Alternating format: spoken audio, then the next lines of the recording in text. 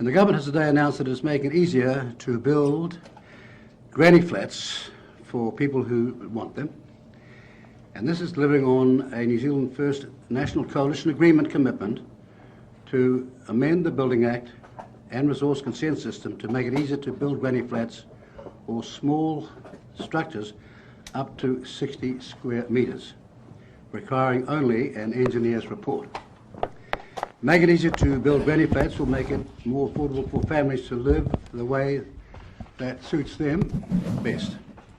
Now, RMA Reform Minister Chris Bishop is here today to outline this announcement in more detail. Mr. Bishop. Thank you, Acting Prime Minister. As the Acting PM has said, Cabinet's agreed to legislative changes that will make it easier for people to build granny flats.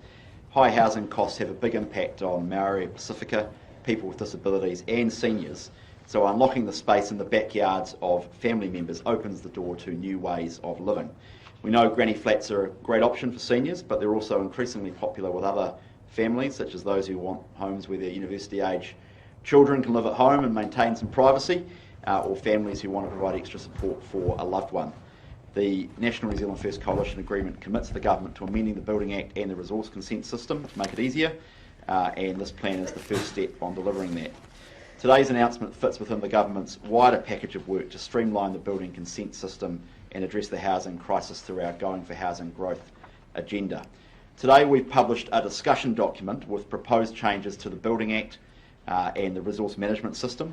Our proposed legislative amendments include coordinated changes across the building and resource management system.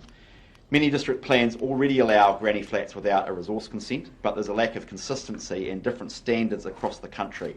So we are proposing a national environmental standard to require all councils to permit a granny flat in rural and residential zones without a resource consent. An NES, a National Environmental Standard, means these changes can come into force quickly. District councils won't have to go through up to the plan change process. The NES gets essentially gets superimposed into the existing district plans and requires councils to do that. We're also proposing a new schedule is added to the Building Act 2004 to provide for simple standalone houses up to 60 square metres in size. The building system proposals in the discussion document include conditions these homes would have to meet to be exempt from a building consent, amongst other things, and the MB website has a copy of the discussion document, and we encourage people to have a look at it. Removing this red tape will not only speed up the build process, it's estimated to also save up to $6,500 just in the standard building and resource consenting fees per build, not to mention, of course, all the savings in time and resource as well. There will be safeguards to ensure granny flats continue to meet our expectations for building quality and appropriately manage environmental effects. We want these to be safe, healthy and durable homes.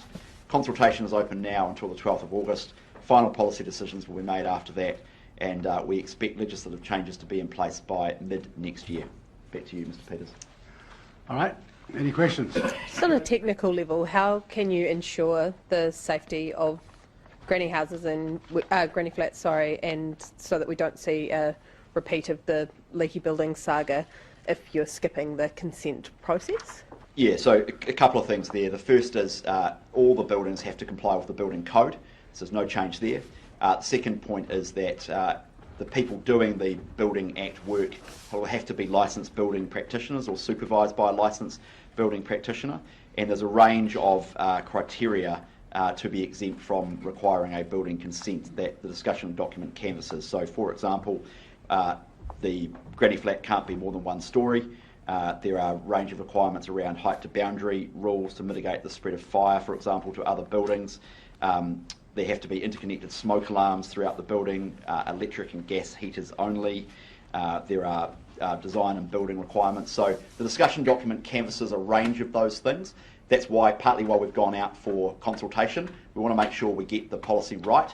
We could have just published a proposal to legislate and send it to a select committee, but we think it's worth just going out for a couple of months to make sure we get the fine-tuning right before we put it into the House. But we've thought quite carefully around the requirements to make sure we, as I say, we end up with safe and durable and healthy homes. Mr. Peters, Also, we're 5 years on from the 30 square metres on which this is based or expanded now. And we had no such experience. It was quite brilliant, actually. When you come to leaky homes, they weren't leaky homes, they were just rotten built in the first place. We know that from the existing data that there is a demand for smaller homes. I mean, people, you all have seen some of the media stories in the last few years around tiny homes and how we need to make it easier, and people having big struggles with councils around the country that are really struggling with this sort of stuff. There is an increasing demand for smaller homes. There's an increasing demand for housing more generally, because we have a housing crisis in this country.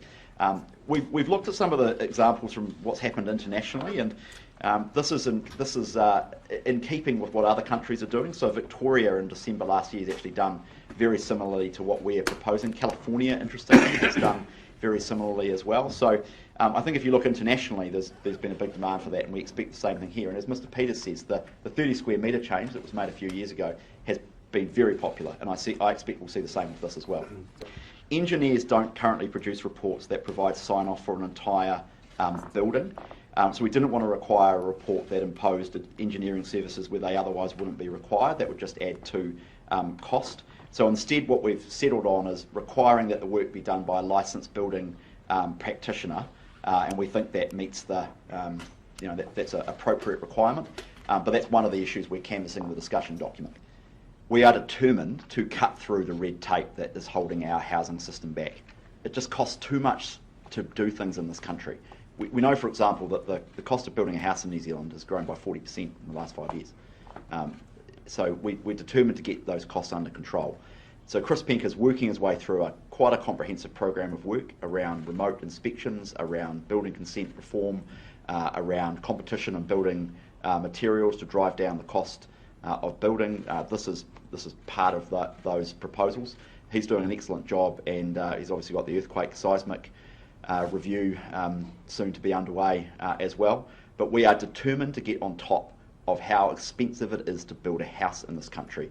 I'm in charge of the land supply issues, part of our Going for Housing Growth agenda, going out at the edge of our cities, going up inside our cities. That's really important.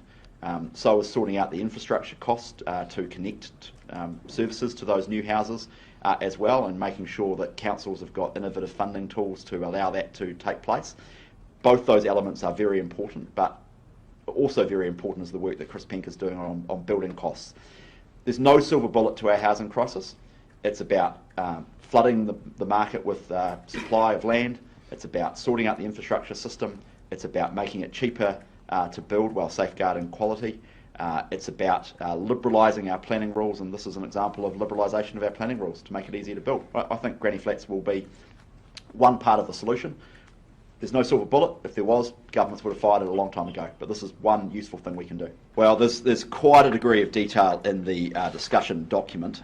For example, if you go to page 11, design and building work, any design or building work not covered by a multi-proof or build ready must be supervised. There's a whole degree of things in relation to plumbing work. Now, I'm not going to pretend to you that I am an expert when it comes to building houses.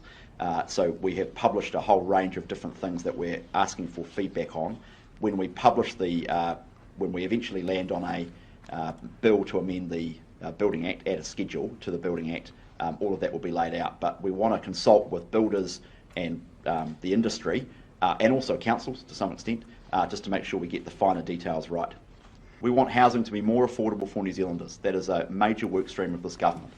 Average house prices in New Zealand are too expensive. Average house prices to average household income are too high. By any objective measure, they are severely unaffordable by international standards. We now have one of the most expensive housing markets in the developed world. Just semantically, you're saying something a little bit different there, though. You have previously said that house prices need to drop, which shivers up the spines of every homeowner in the country. So do you still think that house prices need to fall? Well, I'm not sure I would put it in the way that you put it. So the flip side of house prices falling for people who own homes is that they become more affordable for people who don't own homes. And there is a whole generation of young New Zealanders who have been locked out of the housing market because average house prices are too high. And then you ally that with deposit requirements from the Reserve Bank through the LVR restrictions. It takes an enormous amount to pull together a deposit to get on the housing ladder. So the flip side of making housing more affordable for Kiwis is, yes, people who own homes may look at that and say, I'm a little bit worried about that, but they also have, in many cases, children and younger people who are trying to desperately get on the housing ladder and can't right now. So the flip side of that is it becomes more affordable. And if we're going to be a property owning democracy, which we used to be, we need to make housing more affordable. And it is outrageous that average house prices in New Zealand have risen faster than any other OECD country in the last 2 decades. There are many reasons for that. A big one is our planning system, which we are sorting out, and today's announcement is just one small parcel of the wider planning reform we've got underway. The answer to our housing crisis is land supply, infrastructure settings and incentives for councils, and that's what we're focused on. I don't mind if people want to own houses as investments, as long as there are plenty of houses so that people can afford the homes that they either rent or want to buy.